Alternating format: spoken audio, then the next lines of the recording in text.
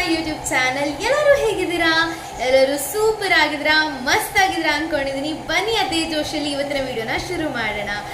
So guys, ಇವತ್ತಿನ video ಕೂಡ ಅಷ್ಟೇ. ಒಬ್ಬ ಸಬ್ಸ್ಕ್ರೈಬರ್ ಕಮೆಂಟ್ ಮಾಡಿದ್ರು ದಟ್ ಮ್ಯಾಮ್ ಡಿಗ್ರಿ ಲೈಫ್ ಬಗ್ಗೆ ಹೇಳಿ. ಡಿಗ್ರಿ ಲೈಫ್ ನಾವು ಎಂಟರ್ ಆಗೋಕ್ಕಿಂತ ಮುಂಚೆ ಏನೇನೆಲ್ಲ ವಿಷಯಗಳು ನಮ್ಗೆ ಗೊತ್ತಿರಬೇಕು, 5 ಥಿಂಗ್ಸ್ ಆಗಿರಲಿ, ಏನೆಲ್ಲ ಗೊತ್ತಿರಬೇಕು ಅನ್ನೋದನ್ನ ಈ ವಿಡಿಯೋದಲ್ಲಿ ತಿಳಿಸ್ತೀನಿ. ಸೊ ನಾನು ನಿಮ್ಮ ಪ್ರೀತಿಯ ಅಕ್ಕ ಥರ ನಿಮಗೆ ಗೈಡ್ ಮಾಡ್ತಾ ಇದ್ದೀನಿ ಈ ಯೂಟ್ಯೂಬ್ ಮುಖಾಂತರ. ಈ ಥರ ವಿಡಿಯೋ ನಿಮ್ಗೆ ಇಷ್ಟ ಆದರೆ ಪ್ಲೀಸ್ ಲೈಕ್ ಮಾಡಿ, ಕಮೆಂಟ್ ಮಾಡಿ, ಸಬ್ಸ್ಕ್ರೈಬ್ ಮಾಡಿ, ಮರೀದೆ ವಿಡಿಯೋನ ಫ್ರೆಂಡ್ಸ್ ಆ್ಯಂಡ್ ಫ್ಯಾಮಿಲಿ ಜೊತೆಗೆ ಶೇರ್ ಮಾಡಿ. ಸೊ ದಟ್ ಯಾರಾದರೂ ಡಿಗ್ರಿ ಲೈಫ್ ಇನ್ನು ನೆಕ್ಸ್ಟ್ ಸ್ಟೆಪ್ ತೆಗಿಯೋರಿದ್ರೆ ಅವ್ರಿಗೂ ಈ ವಿಡಿಯೋ ಹೆಲ್ಪ್ಫುಲ್ ಆಗಿರಲಿ ಅಂತ. ಸೊ ಡಿಗ್ರಿ ಲೈಫ್ ಎಷ್ಟು ಚೆನ್ನಾಗಿರುತ್ತೆ, ಎಷ್ಟು ಅಂದವಾಗಿರುತ್ತೆ, ಚಂದವಾಗಿರುತ್ತೆ ಅಂತ ನೋಡ್ಕೊಂಡು ಬರೋಣ. So first and foremost degree life ನನ್ನ ಎಕ್ಸ್ಪೀರಿಯನ್ಸು ಶೇರ್ ಮಾಡ್ತೀನಿ ಇಲ್ಲಿ. ಸೊ ಡಿಗ್ರಿ ಅಂದರೆ ಫಸ್ಟ್ ಆ್ಯಂಡ್ ಫಾರ್ಮೋಸ್ಟ್ ನೀವು 10th ಸ್ಟ್ಯಾಂಡರ್ಡ್ ಮುಗಿಸ್ ಬರ್ತಿರುವಾಗ ಹೇಳ್ತಾರೆ ದಟ್ 12th ಸ್ಟ್ಯಾಂಡರ್ಡ್ ಚೆನ್ನಾಗಿರುತ್ತೆ, ಎಂಜಾಯ್ ಮಾಡ್ತೀರಾ ಅಂತ. 12th ಸ್ಟ್ಯಾಂಡರ್ಡ್ ಬಂದ ತಕ್ಷಣ ಗೊತ್ತಾಗುತ್ತೆ there is a competitive exam ಅಂತ. ಕೆಲವರು ಕಾಂಪಿಟೇಟಿವ್ ಬರೆಯದೆ ಮ್ಯಾನೇಜ್ಮೆಂಟ್ ಸೀಟಲ್ಲೂ ಡಿಗ್ರಿ ಯೂನಿವರ್ಸಿಟೀಸಲ್ಲಿ ಸೀಟ್ ತಗೊಳ್ತಾರೆ. ಸೊ ಇವಾಗ ಪಾಯಿಂಟಿಗೆ ಬರೋಣ. 12th ಸ್ಟ್ಯಾಂಡರ್ಡ್ ಆದಮೇಲೆ ಮಾತ್ರ ತಾನೇ ಡಿಗ್ರಿ ಮಾಡೋದಕ್ಕೆ ಸಾಧ್ಯ. ಸೊ ಡಿಗ್ರಿಲಿ ತುಂಬ ತರಹಗಳಿವೆ. ಸೊ ಒಂದು UG degree, PG degree, masters, ಅದೆಲ್ಲ ತುಂಬ ದೊಡ್ಡದು, ಅದ್ರ ಬಗ್ಗೆ ಬೇಡ. ಬಟ್ UG ಬಗ್ಗೆ ಮಾತಾಡೋಣ. ನಾನು UG ಸ್ಟೂಡೆಂಟ್. ಸೊ UG ಬಗ್ಗೆ ಮಾತಾಡಿದ್ರೆ ನಿಮ್ಮ ಒಳ್ಳೆ ಐಡಿಯಾ ಸಿಗ್ಬೋದು ಅಂದ್ಕೊಳ್ತೀನಿ. ಸೊ UG ಡಿಗ್ರೀಸ್ಗಳು ಏನಪ್ಪ ಅಂದರೆ ಫಸ್ಟಿಗೆ ಡಿಪ್ಲೊಮಾ ಡಿಗ್ರಿ ಬರುತ್ತೆ. ಸೊ ಇಲ್ಲಾಂದರೆ bachelors degree, bachelors in engineering, bachelors ಇನ್ ಅಥವಾ BTech ಡಿಗ್ರಿ ಅಂತ ಹೇಳ್ಬೋದು, bachelors in pharmacy, masters of pharmacy, ಈ ಥರ ತುಂಬ ಡಿಗ್ರಿಗಳಿರುತ್ತೆ. ಸೊ ಡಿಗ್ರಿಗಳ ಹೆಸರು ಅಂದರೆ BSc ಇರುತ್ತೆ. ಈ ಥರ ತುಂಬ ಅಂದರೆ ತುಂಬ ಸುಮಾರು ಡಿಗ್ರಿಗಳಿವೆ. ಇದ್ರ ಬಗ್ಗೆ ನೋಡ್ತಾ ಹೋದರೆ ದಿನಾನೇ ಬೇಕಾಗುತ್ತೆ, ಅಷ್ಟು ಡಿಗ್ರಿಗಳಿವೆ. ಅದ್ರ ಬಗ್ಗೆ ನಾನು ಪರ್ಟಿಕ್ಯುಲರ್ ವಿಡಿಯೋ ಕೂಡ ಮಾಡಿದ್ದೆ. ಕಾಮರ್ಸ್ ಸ್ಟೂಡೆಂಟ್ಸ್ ಯಾವುದೆಲ್ಲ ಕ್ಯಾರಿಯರ್ ತೆಗಿಬೇಕಾಗತ್ತೆ, ಆರ್ಟ್ಸ್ ಸ್ಟೂಡೆಂಟ್ಸ್ ಯಾವ್ದು, ಸೈನ್ಸ್ PCMC ಸ್ಟೂಡೆಂಟ್ಸ್ ಯಾವುದು, ಈ ಥರ ಇರಬೇಕಾದ್ರೆ ತುಂಬ ಡಿಗ್ರಿಗಳಿವೆ. BCA ಇದೆ, ಮತ್ತು MCA ಇದೆ, ತುಂಬ ಇದೆ, ಮತ್ತು CA ಕೂಡ ಇದೆ. ಈ ರೀತಿ ತುಂಬ ಡಿಗ್ರಿ ಎಲ್ಲ ಇರಬೇಕಾದ್ರೆ ಅದ್ರ ಬಗ್ಗೆ ಕೂತ್ಕೊಂಡು ಮಾತಾಡೋಕ್ಕೆ ನಾನು ಬಂದಿಲ್ಲ.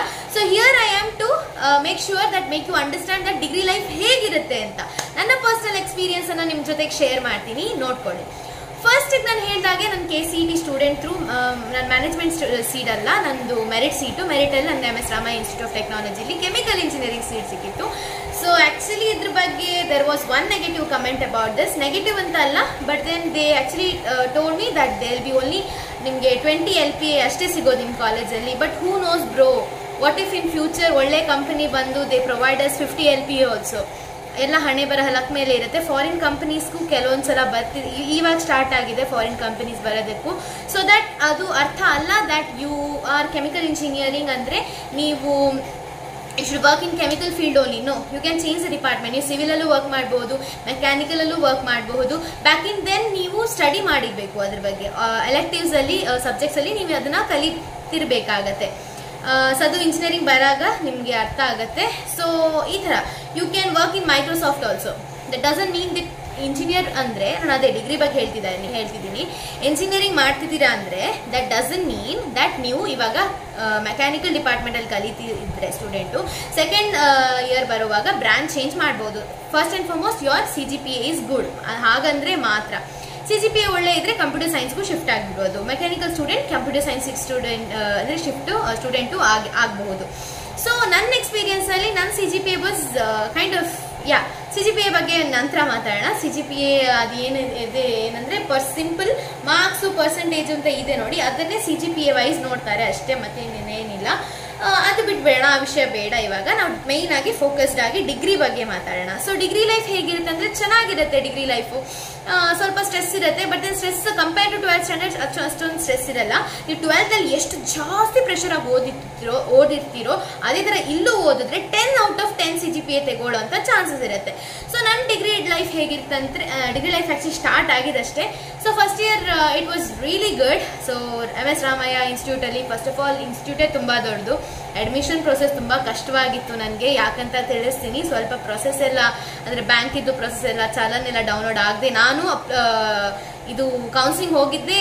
ಲಾಸ್ಟ್ ಡೇಟ್ ಬಿಟ್ಟಿದ್ರು ಅವತ್ತು 14th, ನೆನಪಿದೆ ಇನ್ನು ನನಗೆ, 14th of October I guess, October September ಏನೋ 14th ಹೋಗಿದ್ದೆ ಕೌನ್ಸಿಲಿಂಗಿಗೆ. Oh my God, that was such scary experience, horrible. ನಾನು ಹೇಳೋಕ್ಕೆ ಇಷ್ಟ ಆಗಲ್ಲ. ಬಿಟ್ಬಿಡಿ. ಅದಾದಮೇಲೆ ಸ್ಮೂತಾಗಿ ಎಲ್ಲ ಹೋಗ್ತಾ ಇದೆ. ಸೊ ಚೆನ್ನಾಗಿತ್ತು ಎಕ್ಸ್ಪೀರಿಯನ್ಸ್, ತುಂಬ ಚೆನ್ನಾಗಿ ಹೋಯಿತು ಇಂಜಿನಿಯರಿಂಗ್ ಲೈಫು. ಫಸ್ಟ್ ಇಯರ್ ಬರುತ್ತೆ.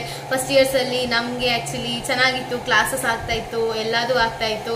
ಏನಿಲ್ಲ, first year first orientation day ಅಂತ ಇರುತ್ತೆ ನಿಮ್ಗೆಲ್ರಿಗೂ. ಇಂಜಿನಿಯರಿಂಗ್ ಆದರೆ ಯಾವುದೇ ಡಿಗ್ರಿ ಇರಲಿ ಓರಿಯಂಟೇಷನ್ ಅನ್ನೋ ದಿನ ಮಾಡ್ತಾರೆ 5-10 ಡೇಸು. ಅಲ್ಲಿ ನಿಮ್ಮನ್ನು ಕರೆಸ್ತಾರೆ. ನಿಮ್ಮನ್ನು ಕರೆಸ್ಬಿಟ್ಟು ಕ್ಯಾಂಪಸ್ ಬಗ್ಗೆ, ಪ್ರೋಗ್ರಾಮ್ಸ್ ಬಗ್ಗೆ, ಮತ್ತು ಯಾವುದೆಲ್ಲ ಕ್ಲಬ್ಸ್ ಇದೆ, ಫೆಸ್ಟ್ ಇದೆ ಆ ಕಾಲೇಜಲ್ಲಿ, ಕ್ಲಬ್ಸ್ ಲೈಕ್ ಹ್ಯಾಕಥಾನು ಅಥವಾ ಡೆಕಥಾನ್ ಅಂತ ಬಂತ ಹ್ಯಾಕಥಾನ್, ಮತ್ತು like programming club, gaming club, ಆಮೇಲೆ ಅಲ್ಲಿ ನಿಮಗೆ ಪ್ರೆಸಿಡೆಂಟ್, ವೈಸ್ ಪ್ರೆಸಿಡೆಂಟ್ ಎಲ್ಲ ಆಗಬಹುದು. ಆಮೇಲೆ ಡೆಕಾ ಇಸ್ ಮೈ ಫೇವ್ರೇಟ್, ಅಲ್ಲಿ ರಾಮಾಯಣದಲ್ಲಿದೆ, department of extracurricular activities ಅಂತ.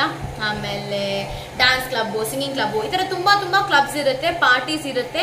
ಸೊ ನೀವು ಪಾರ್ಟಿಸಿಪೇಟ್ ಮಾಡಬಹುದು. ಈ ಥರ ಡಿಗ್ರಿ ಲೈಫ್ ಎಂಜಾಯ್ಮೆಂಟ್ ಇರುತ್ತೆ. ಫ್ರೆಂಡ್ಸ್ ಇರ್ತಾರೆ, ಫ್ರೆಂಡ್ಸ್ ಆ್ಯಂಡ್ ಫ್ಯಾಮಿಲಿ ಬಿಟ್ಟು ಬಂದು ನೀವು ಹಾಸ್ಟೆಲಲ್ಲಿ ಕೂರುವಾಗ ಯು ವಿಲ್ ಅಫ್ಕೋರ್ಸ್ ನೀವು ರಿಮೆಂಬರ್ ಯುವರ್ ಫ್ಯಾಮಿಲಿ ಅಂತ ಅಂದಾಗ there is a friend in need is a friend indeed, ಆ ಥರ. ಮತ್ತು ಎಕ್ಸಾಮ್ಸ್ ಹೇಗಂದರೆ ಡಿಗ್ರಿ ಲೈಫಲ್ಲಿ ಚಿಕ್ಕವಳಿದ್ದಾಗ ನಾನು ಪ್ರತಿದಿನ ಓದ್ತಾ ಇದ್ದೆ, ಮಮ್ಮಿ ಹತ್ರ ಆನ್ಸರ್ ಸಬ್ಮಿಟ್ ಮಾಡ್ತಿದ್ದೆ. ದೊಡ್ಡವಳಾದ್ಮೇಲೆ PUC ಬಂದಾಗ ಕೂಡ ಅಷ್ಟೇ ಡೇ ನೈಟ್ ಬಿಫೋರ್ ಎಕ್ಸಾಮ್ ಓದ್ತಾ ಇದ್ದೆ. ನಾವು ಆ ಥರ ಬ್ಯಾಕ್ ಬೆಂಚರ್ಸ್ ಫುಲ್ಲು, ಅಂದರೆ ಅವಾಗವಾಗ ಓದಿರಲ್ಲ, ಎಲ್ಲದೂ last day 2 days before exam ಓದ್ಬಿಟ್ಟು ಬರೆದ್ಬಿಟ್ಟು ಟಾಪ್ ಮಾರ್ಕ್ಸ್ ತೆಗೆದ್ಬಿಟ್ಟು ಬರ್ತೀವಿ. ಇದು ನಮ್ಮ ಬಿಹೇವಿಯರ್. ನಾವು ಚಿಕ್ಕ ವಯಸ್ಸಿಂದು ಹೀಗೆ, ಗೊತ್ತಾಯ್ತಾ?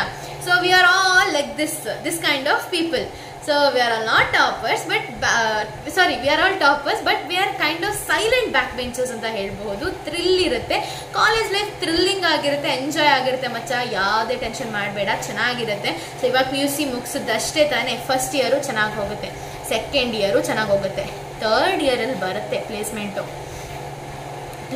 ಅಂದರೆ ಇದು ಯಾವುದೇ ಆಗಿರಲಿ. Even if you are BSc ಮಾಡ್ತಿದ್ದೀರಾ, BCA ಮಾಡ್ತಿದ್ದೀರಾ, ನಿನ್ನೆಲ್ಲ 3 ವರ್ಷ ಅಲ್ಲ. ಸೊ ನಿಮಗೆ ಸೆಕೆಂಡ್ ಆ್ಯಂಡ್ ಹಾಫ್ ಇಯರಲ್ಲಿ ನಿಮಗೆ ಪ್ಲೇಸ್ಮೆಂಟ್ ಪ್ರಿಪರೇಷನ್ಸ್ ಇರುತ್ತೆ, ಅದು ಟೀಚರ್ಸ್ ಗೈಡ್ ಮಾಡ್ತಾರೆ, ಟೆನ್ಷನ್ ಮಾಡಬೇಡಿ. ಸೊ ನಮಗೆ ಇಂಜಿನಿಯರ್ಸ್ಗಳಿಗೆಲ್ಲ 4th ಇಯರಲ್ಲಿ ಬರುತ್ತೆ ಪ್ಲೇಸ್ಮೆಂಟ್ ಅಂದರೆ ಹೊರಗಿಂದ ಕಂಪನೀಸ್ಗಳು ನಮ್ಮನ್ನು ಇಂಟರ್ವ್ಯೂ ಮಾಡೋದಕ್ಕೆ ಬರ್ತಾರೆ. ಲೈಕ್ ಇವಾಗ ಮೈಕ್ರೋಸಾಫ್ಟ್, ಇದು ಪ್ರೊಸೆಸ್ ಬೇಸಿಕಲಿ ಹೀಗೆ. ಮೈಕ್ರೋಸಾಫ್ಟ್ ಕಂಪನಿಯವರು, ಬೇರೆ ಕಂಪನಿಯವರು ಹೀಗೆ ಬರ್ತಾ ಇರ್ತಾರೆ. ಸೊ ನೆವರ್ ಮೈಂಡ್, ಬರ್ತಾರೆ, ಇಂಟರ್ವ್ಯೂ ತೆಗುತ್ತಾರೆ, ಹೋಗ್ತಾರೆ, HR ರೌಂಡ್ಸ್ ಇರುತ್ತೆ, ಮೇನ್ ರೌಂಡ್ಸ್ ಇರುತ್ತೆ. ಈ ಥರ ಆದಮೇಲೆ they will say that you are selected or you are not selected ಅಂತ. ಬೇಜಾರು ಮಾಡೋಕ್ಕಿಲ್ಲ, ಹೊರಗಡೆ ಎಷ್ಟೊಂದು 1000 ಕೋಟಿ ಕಂಪನಿ ಇದೆ, ಎಲ್ಲ ಅಪ್ಲೈ ಮಾಡಬಹುದು. ಇಲ್ಲ ಅಂದರೆ ಸೊ ನೀವು ನಮ್ಮದು ಕೆಮಿಕಲ್ ಆಗಿದ್ರೆ ನಮಗೆ MRPL, ONGC ಮತ್ತು ಅಮೂಲು, ಮತ್ತು ಪೇಂಟಿಂಗ್, ಏಷ್ಯನ್ ಪೇಂಟ್ಸ್ ಕಂಪನಿ, ಈ ಥರ ತುಂಬ ದೊಡ್ಡ ಕಂಪನಿಗಳು ಬರುತ್ತೆ ನಮಗೆ.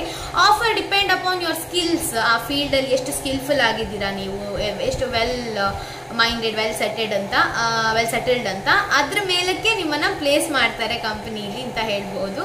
ಸೊ ಡಿಗ್ರಿ ಲೈಫ್ ಈ ಥರ ಇರುತ್ತೆ, ಮಜವಾಗಿರುತ್ತೆ. ಕ್ಲಾಸ್ ಬಂಕ್ ಮಾಡ್ತೀವಿ ನಾವು, ಅಟೆಂಡೆನ್ಸ್ ಶಾರ್ಟೇಜ್ ಆಗುತ್ತೆ. ಟೀಚರ್ಸ್ ಹತ್ರ ತುಂಬ ಕ್ಲೋಸ್ ಆಗಿರಬೇಕು, ಟೀಚರ್ಸ್ ಹತ್ರ ಎದುರು ಥರ ಕೊಡಬಾರ್ದು. ಟೀಚರ್ಸ್ ಏನು ಹೇಳ್ತಾರೆ ಅದನ್ನು ಚಾಚು ತಪ್ಪದೆ ಪಾಲಿಸಬೇಕು. ಎಲ್ಲ ಅಸೈನ್ಮೆಂಟ್ಸ್ ಏನು ಕೊಟ್ಟಿರ್ತಾರೆ ಅದನ್ನು ಮಾಡಬೇಕು, ರೆಕಾರ್ಡ್ಸ್ ಕಂಪ್ಲೀಟ್ ಮಾಡಬೇಕು, ನೋಟ್ಸ್ ಕಂಪ್ಲೀಟ್ ಮಾಡಬೇಕು.